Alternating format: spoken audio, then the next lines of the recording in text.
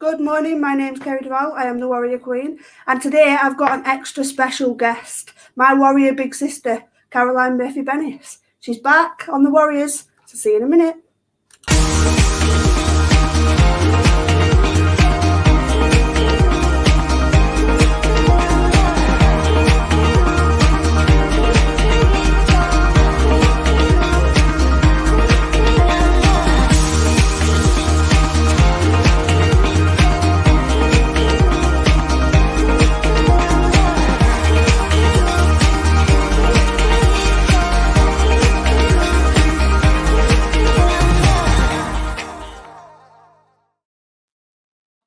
Hi, you're back.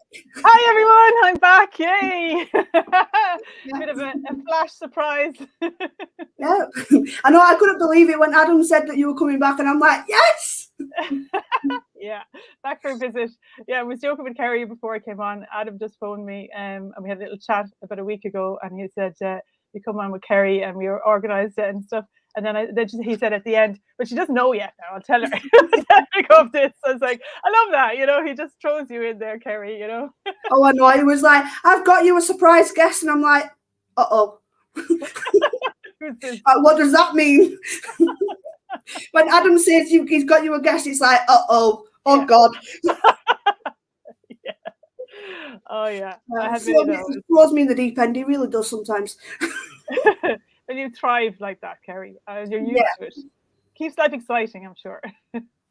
Yeah, he can be all right. Yeah. So, how have you been since leaving us? What have you been up to? Wow, great. I was just saying to myself, I was looking back and I was just thinking, it was September last year actually that I started with the Mental Health Warriors, and then I did about 6 months of lots of different shows, I don't know how many shows I did, quite quickly. No idea. Yeah, like it was just, just great fun. I was on with everybody and had everybody on Words of Medicine Fridays, and then lots of different shows during the week, and the coffee mornings, with Steph and Kerry, and so I'm back lecturing in Graphic College Design Communications, very busy with that. It takes a lot of my time now, and I'm still collaborating with Lisa Jane in Australia with emotional health, and just sharing kind of on the feminine force field. And what else am I doing? Yeah, I'm thinking I have another book that I want to publish, so I have to give myself a deadline for that.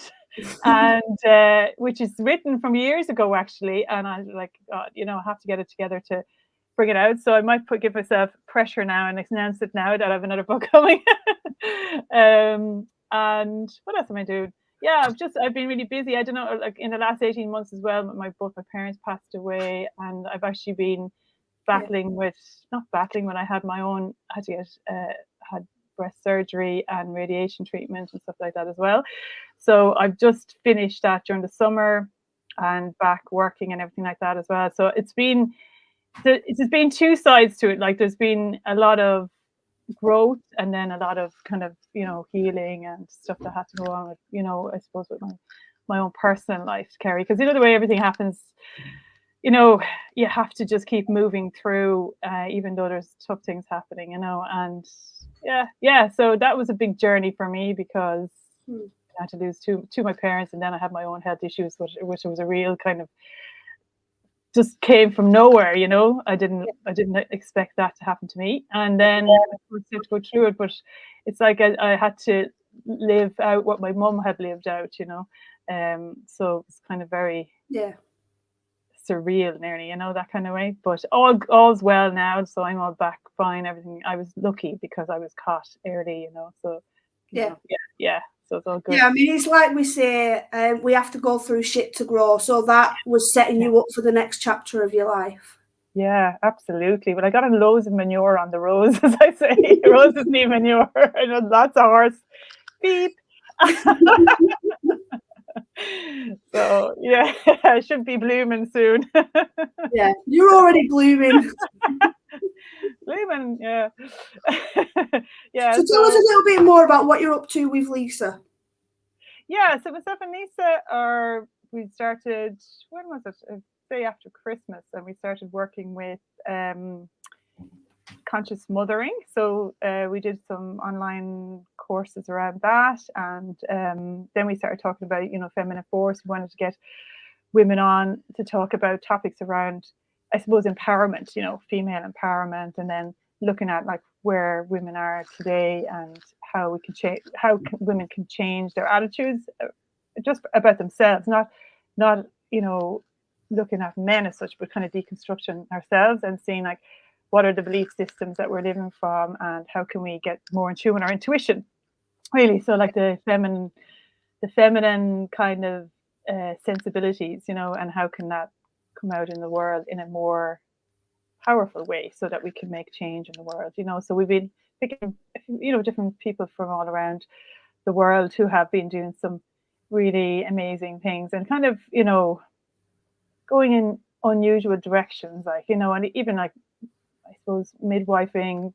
consciousness, consciously, you know, and taking, I suppose, alternative ways of looking at life, you know, and giving people another option, and just inspirational stories, you know, really. Yeah, about growth. Yeah. And I've noticed a few familiar faces popping up, so. Oh yeah, on those shows as well? Yeah. I've noticed quite a few familiar faces popping up on your shows. And obviously, when we jump on the Warriors, we do share a few things for you, as well as mix it all in, something like that. We try and like put a mix of everything out. So we go onto your Flourish by Design, and we share things from there, and then we share you and Lisa J. Messing about. It froze a minute there. My internet's messing about. Thanks very much. Yeah, that's brilliant, you know, and Flourish by Design, yeah, that's my kind of, I suppose, the home where I everything kind of comes from that kind of concept, where I'm actually going to be changing that up a little bit as well, because I've been doing some of the work that I'm working, some of the conversation I'm having with the students in university, because I'm working first years at the moment. And there's a lot of things coming to light that I feel, you know, maybe I start doing some mentoring and courses and stuff around self-identity and things like that, which really responded. That would be brilliant. Sorry?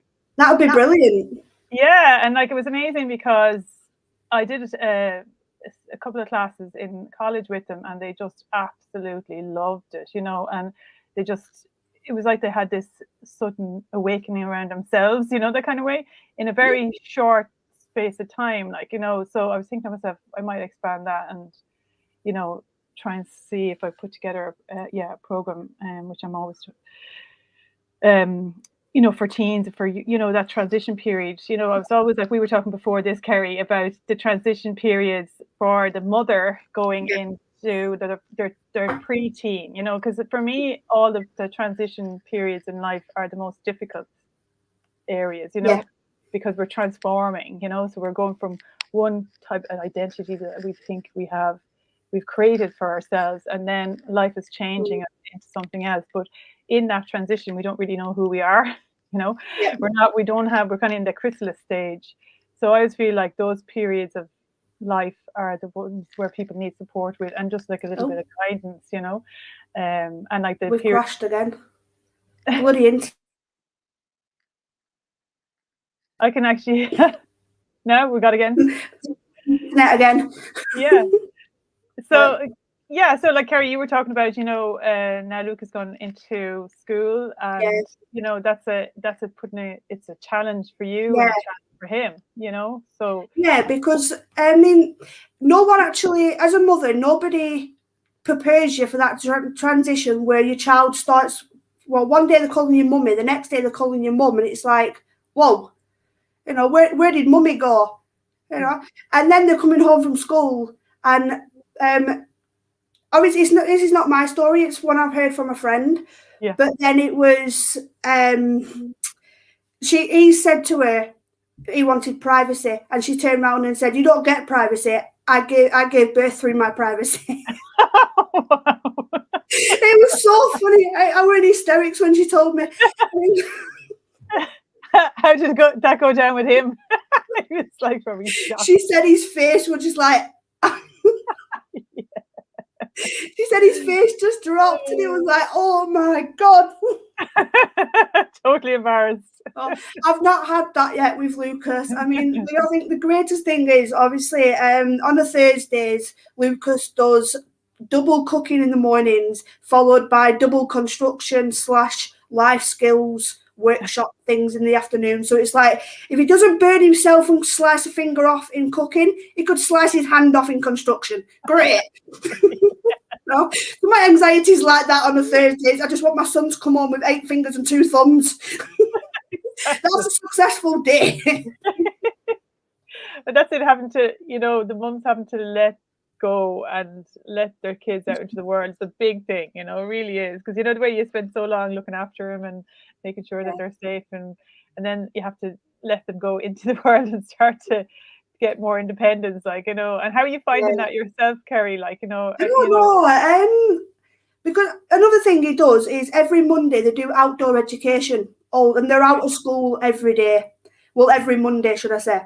So he's been to Burnley, he's been to Chorley, he's been to Leyland, he's been to Blackburn, which is just the next town. And it's like, all right, okay. Then yesterday he come home, Mum, guess where I've been today? Where? To your favourite shop, Home Bargains, without me. I remember you talking about Home Bargains. Yeah. No, well, they went to Home Bargains and they bought sweets. They went back to school, watched a movie, and ate all the sweets. That's school, is it? Yeah.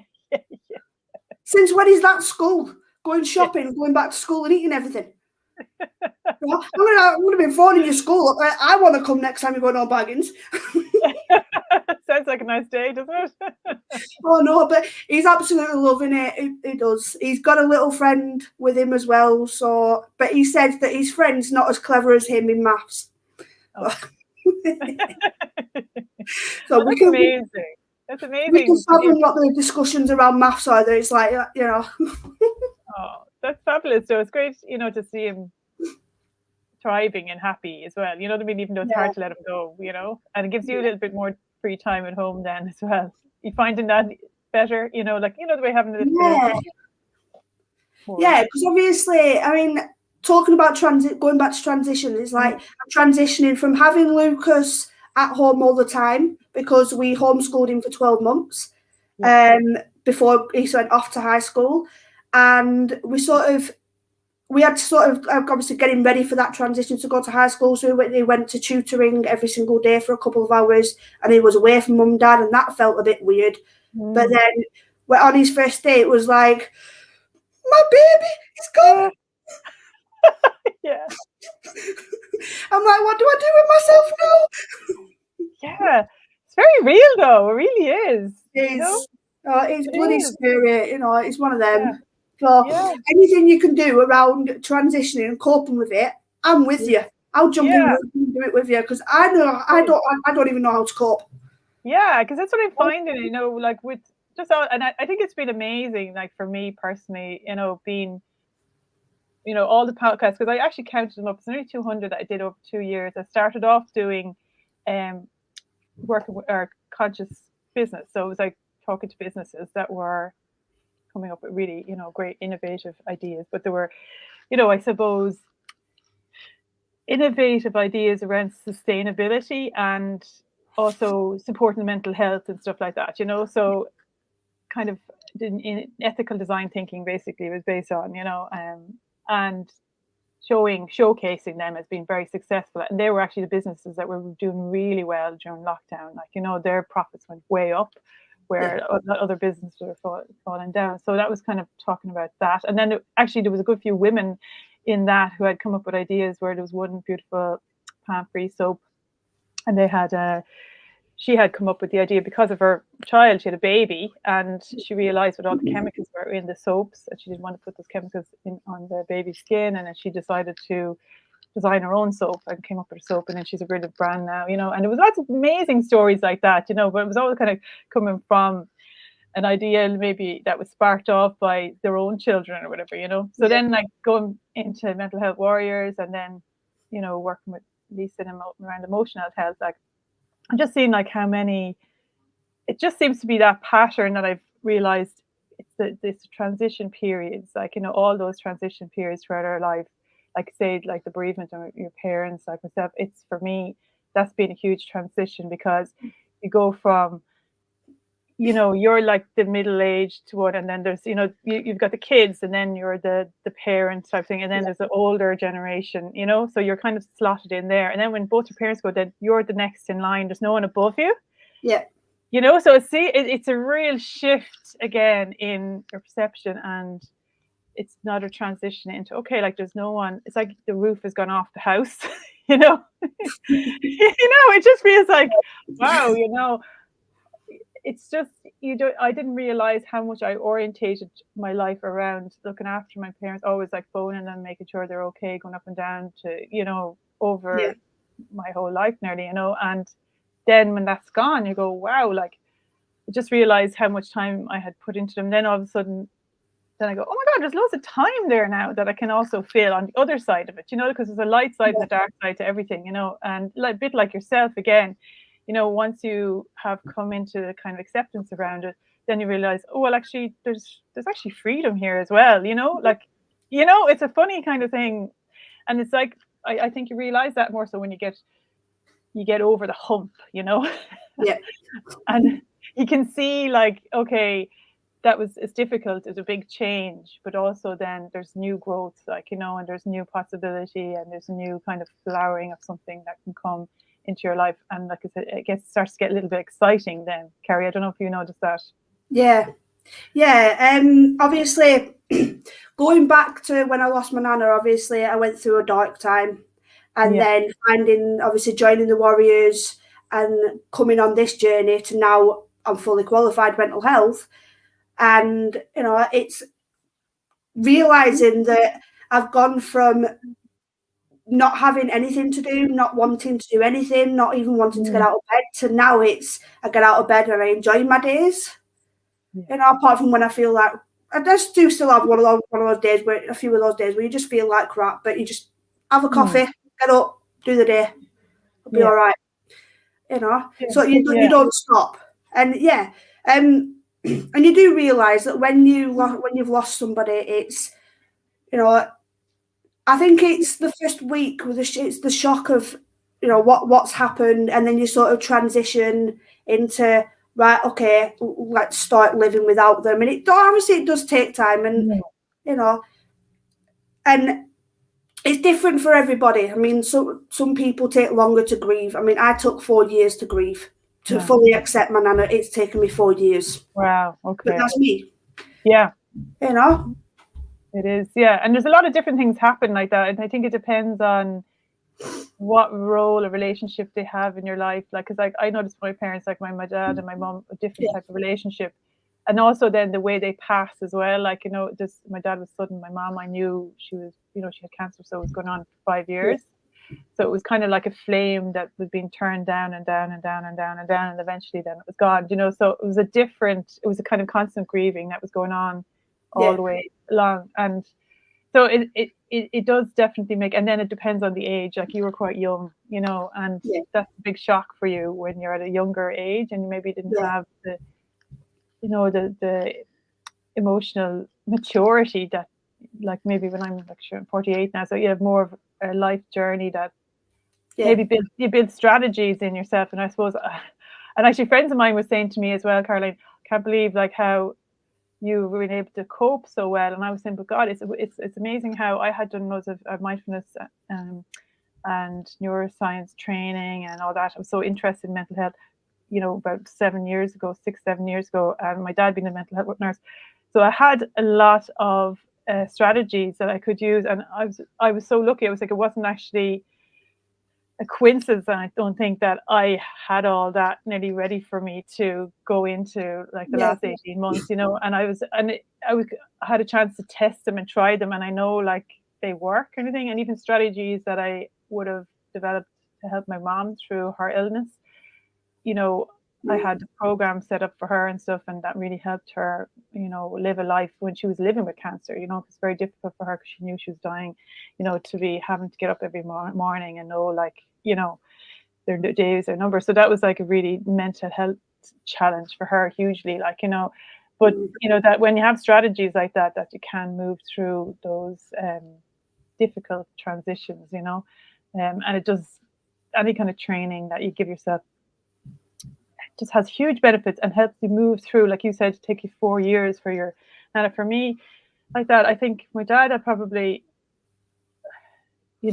took me a little bit longer to start grieving, about 6 months, and then now I feel like I just kind of came to a peace about him, and it's very inner personal thing, isn't it? It's like something just shifts within you, and then you're going like, oh, I'm okay, but it's just like this personal subtle thing that happens within yourself, around acceptance, like you're talking about, and sometimes it can be quicker, it can be slower, and then I think sometimes it's very hard for people to grieve and to accept that, like, and trying to run away from it, and and that's what I suppose we talk a lot about with in Feminine Force as well, like feeling your feelings, because that's a big issue, I think, for Irish people, British people, in general, because it can be a little bit more reserved, and we find it hard to kind of really allow ourselves to get into that and to really express ourselves and to really feel into it, because we haven't had that training. It's like stiff upper lip, get on with it, which doesn't help the grieving process, and it kind of, I think it prolongs it, like, I don't know, you found that, Kerry? Yeah, I mean, you can find that even though obviously the doctors told us that she had cancer and they didn't think she had long left or anything like that, we sort of knew it was going to happen. But then when it did happen, it was still a shock to the system. Did you find that even though you knew she was going to pass away, it was still a shock when it did happen? Yeah, well, actually, it was very dramatic the way it happened for me. I said I could actually, I probably have about 5 movie scripts in me at this stage, because there's so many different things happened during that time. But I was actually in hospital having a partial mastectomy, and I couldn't tell my mom that, I was going into hospital, because she would have just been totally, she was very weak at that point.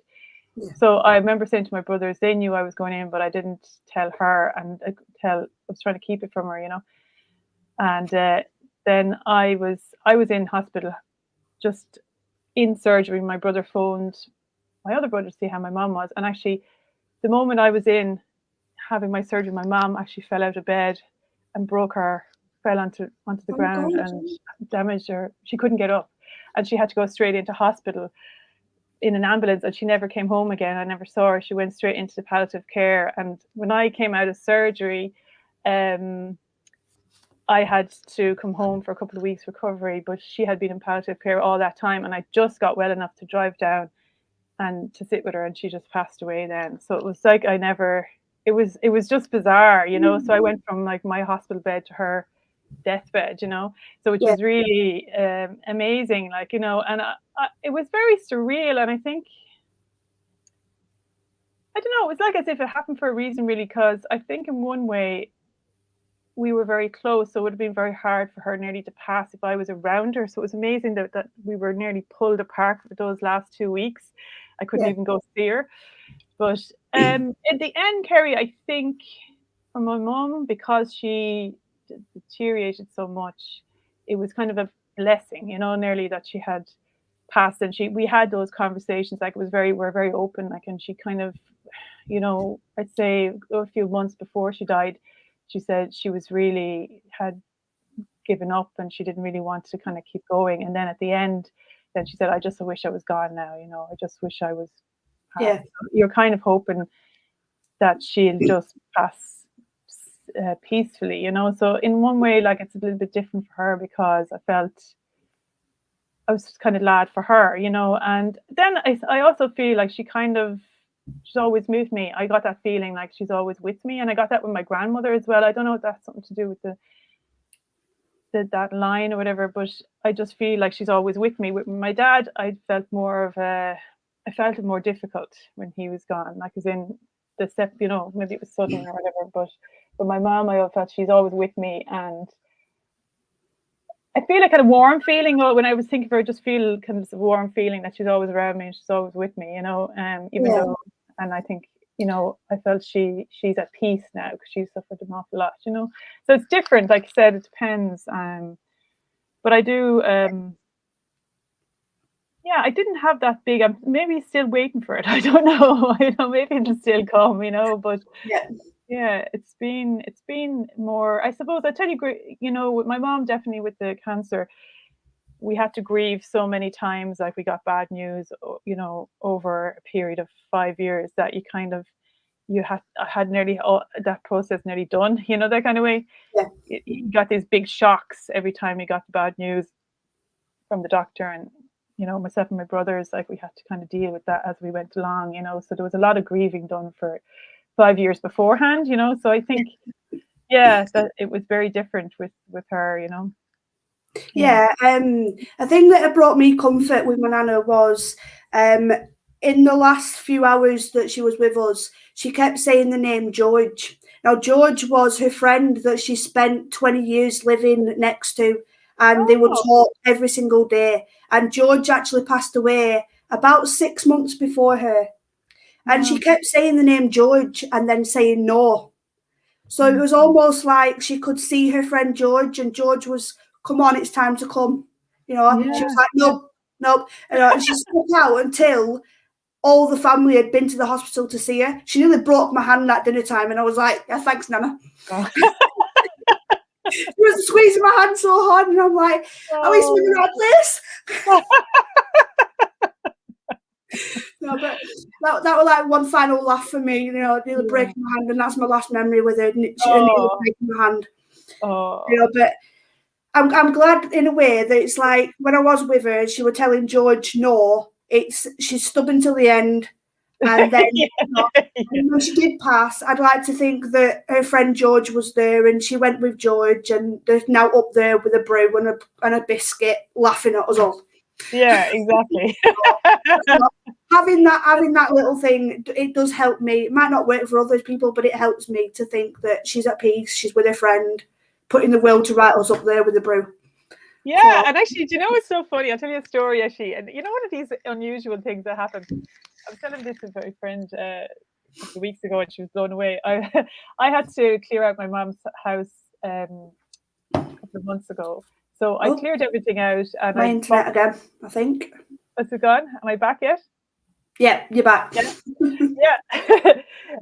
I had to clear out her house and box everything up, and you know, I actually put stuff into storage and things, and she had lovely things. She loved the house. She was really, you know, homemaker, we'll say, and she was like fanatical, let's say. Actually, I'd be nice about it, but she is fanatical. Like you'd have a cup of tea, and she'd barely drink. Are you finished with that now? You finished with that? You know, you'd have it half drank, and she's like wanting to tidy it away and put it into the dishwasher. You know, like can't relax, you know, because she's so like, you know, you can't. And I with cooking and everything, she'd always. I'm a bit of a messy cook. Like I'm not particular about things that have pots overflowing and everything like that. You know, I'm like very creative in the kitchen, you know. And I'm like, oh, I'll tidy up later on. You know, my mom's like, oh my God, she's just hob's absolutely perfect. We always used to joke about the hob being absolutely perfect. And if you had anything boil over on it, she'd be over straight away, tidying it up and cleaning it up. And I'd be terrified. I was like, oh my God, you know, so so she was very house proud, you know, and everything she had in it was immaculate. So anyway, usually what you do when you're clearing out a house like that, you Oh, just sell it. we're frozen again. Gone again. Bloody internet. Are you back? We're Yeah. back. Okay, great. Bloody So, internet. so I packed everything up anyway and put it into storage until we decide what to do with it because it was all like brand new. But I did everything. We went up to the attic and we got everything out of the attic and cleared everything out with my younger brother. And my younger brother is, you know, very efficient, you know, and he kind of like, oh, you know, chuck this, chuck that, chuck the other. And I knew like my mom would be kind of, no, don't get rid of that. That's really good. Don't get rid of that. You know, this kind of way I had her voice in my head. So I kept everything that I felt was good, and only the Christmas decorations up in the attic.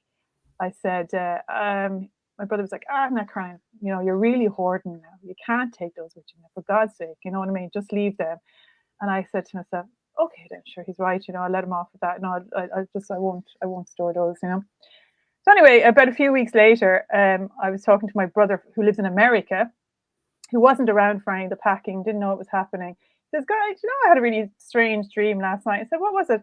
He says, "My mom came into the dream and she started giving out to me about you two." And I said, "What's that?" She said she was kept talking about Christmas decorations or something like that, about Christmas decorations, you know, that they weren't packed up or something, you know. And I went, "Oh my God, you don't realize, like, that's the only thing that we didn't bring was the Christmas decorations." And it was like, and then that Clive didn't know anything about that. He had a dream about her, and she was given out to him that we didn't take the Christmas decorations from the attic. And I was like, "Oh my God, you know, that's amazing." I'd been officially freaked. I'd be like,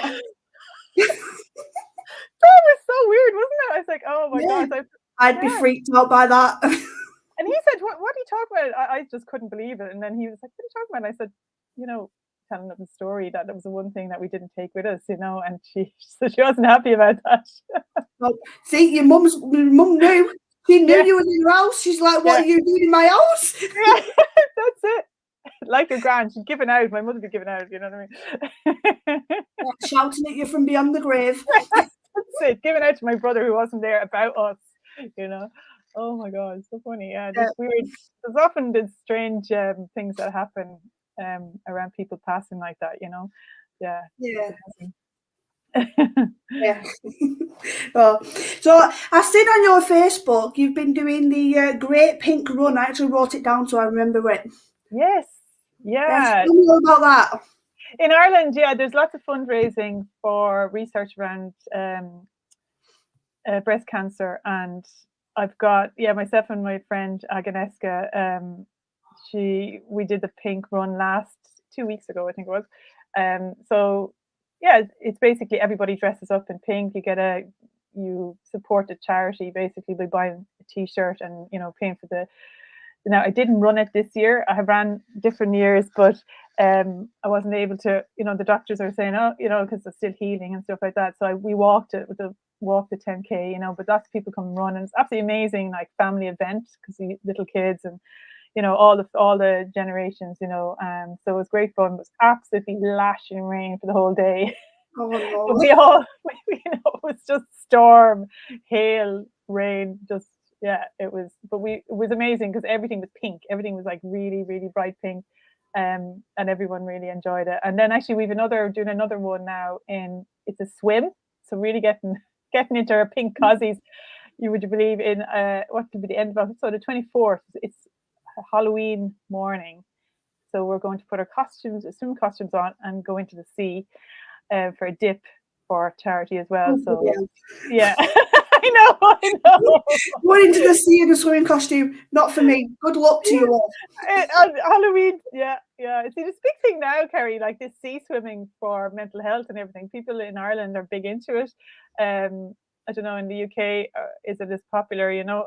But people go all over, you know, and some people do it every day, go swimming in the sea all year round, just to get that kind of hit. You know, it's like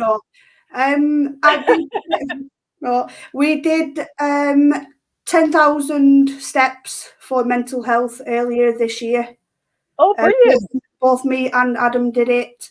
You had 30 days, and the aim was around about 6,500 a day.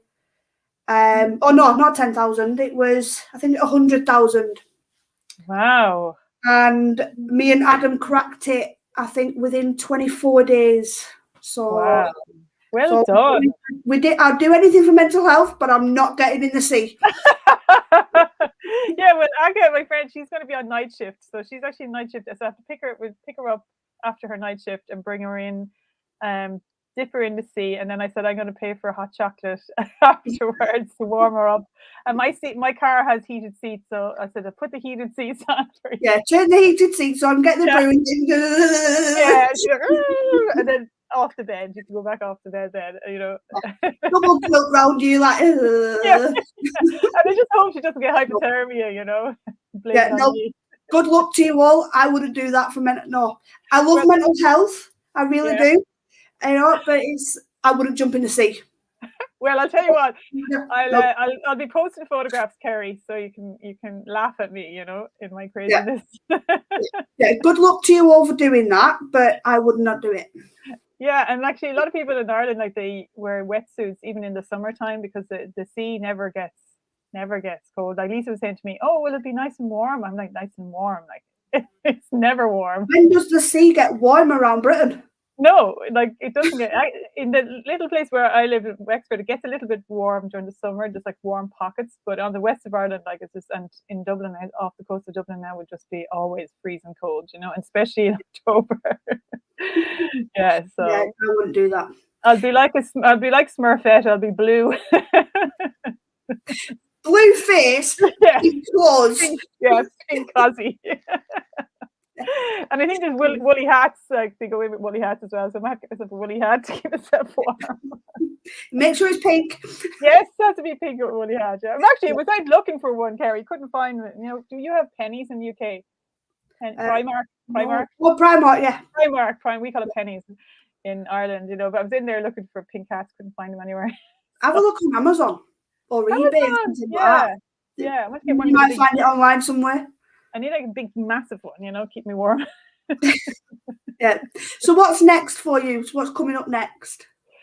What's next? Well, yeah, like that. Like I'm saying, I think it's going to start into the online courses, which I've been dreaming of doing for so long, through Flourish by Design. But again, like life takes you off on different tangents of, you know, having to look after my mum and then having to look after myself.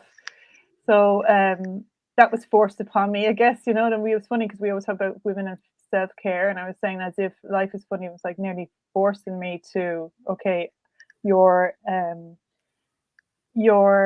emphasis has always been on other people. Now it has to go on you, you know, and that was hard for me actually. I just realized I found that difficult, you know. So like I suppose at the moment I'm trying to focus on my physical health, you know. So, you know, it's funny, I was saying it was funny, and I did, you know, talking about mental health and then emotional health with Lisa, and now it's like, to me at the moment I'm trying to push my physical health. So that's really, so I've been doing a lot of walking, and I'm going to start hill walking and trying to push my physical health to make sure that, you know, I'm kind of robust that way, because I have another surgery to do in 6 months' time. So I want to make sure that I'm really strong going into that, and then that I'll be able to recover well from that, you know. So I don't have any major, massive plans apart from like getting my health back, and you know, I want to publish that next book, and I will start maybe on the online courses around self-identity. And then I also am studying at the moment, which actually doesn't sound like it sounds like I'm doing a lot. Doesn't. So I'm doing an amazing course you'd be really interested in as well, Kerry, because it's called Universal Design for Learning. Alongside being a lecturer, you're always given these opportunities to continue your education. So this is the latest thinking around education, where it's looking at people in third level, if they're coming in with issues like mental health issues or dyslexia, or coming from disadvantage, or they're coming from, you know, like say there's a mother who's a single mom and she's got a child and she's trying to go back to education, and you're trying to bring that into your into the programs that you're delivering, you know, and when you're assessing people, taking all that into consideration. So that's what I'm studying at the moment with University College Dublin. I do that in my lunch times when I'm lecturing. So I lecture, and then in the lunch times, and I am on Zoom calls with the courses for that. Yeah, so that's amazing with other lecturers in Griffith College. So and I'm thinking about carrying on, and I've got a special purpose award in training education, but might go on and do a higher diploma in that, because I'm really interested in, I suppose, maybe bringing in more holistic understanding into education. And because I do notice with the students as well, like mental health is huge in supporting students in third level, like, you know. So I feel when I'm teaching, I always have to be really aware of their mental health as well, you know, because it's a lot of pressures put on them, and then they have problems with their their personal lives as well. So you're always being, it's like as if you're midwife in the two. You have the two, like the creative part of the mind, and then the part that people are struggling with, all the time. So I'm always trying to upscale, I guess, in my qualifications, in my learning and understanding of all that, so to support people to reach their full potential, because everyone has just these amazing gifts and talents, and to bring them to the world. But then we have our challenges then around the different personal issues that we've had in our own life. They're the things that people struggle with, so I'm always trying to see where I can help with that. How can I keep educating myself, and how can I design programs that will help people kind of flourish, so that's what I've always asked. So you've got some positive things coming up, and then you also got a not so positive thing coming up. Yeah, well, actually, the second surgery is fine, because it's nothing to do with cancer. It's more of the balancing, because I've got one side done, the other side has to be done, but that's just cosmetic. But so life's going to force you to do some more self-care. Yeah, that's it. So it's like I'm just a bit lopsided at the moment, Kerry. So I have to be balanced off, So that's more. It's a cosmetic thing that has to be surgeon wants to do. So I have to do that.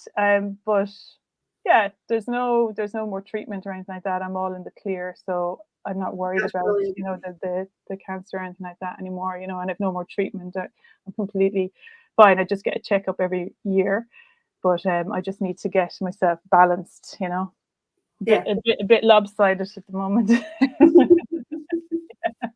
Well, when you do decide, when you've got your book sorted out, please do come back and obviously have a chat to us. You're welcome here anytime you want to. Brilliant, thanks so much. And just also the Rainbow Warrior is still available for We've got one. Kids for Christmas. I went there.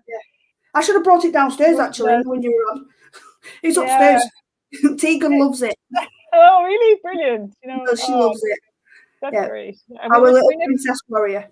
We never got to do a reading with her. I know. I was going to do a reading with her one day, but then she didn't make it. Yeah, we'll have to schedule that maybe over the half term or something like that. Yeah, that'd be lovely. Yeah, that'd be amazing. Yeah. So the Rainbow Warrior and the Princess Warrior reunite.